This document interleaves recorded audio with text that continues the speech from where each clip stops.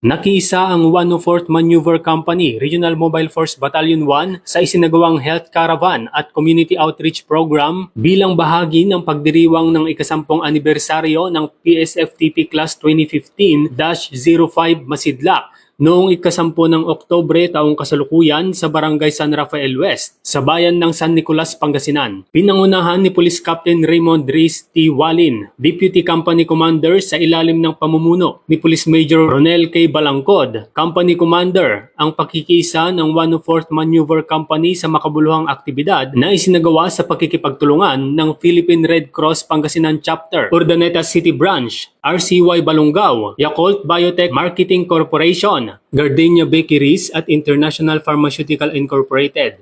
Nakapaghatid ang programa ng libreng konsultasyong medikal, pamimigay ng gamot at hygiene kits, supplemental feeding, libreng gupit at pamamahagi ng bigas, grocery items at tinapay sa kabuoang 406 na benepisyaryo mula sa nasabing barangay.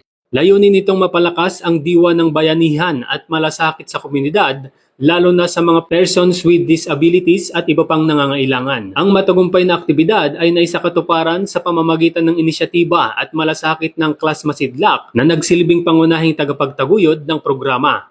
Sa kanilang paggunita ng isang dekadang paglilingkod, pinili nilang gunitain ito sa paraang makabuluhan, ang maglingkod sa mamamayan at palakasin ang ugnayan ng kapulisan sa komunidad.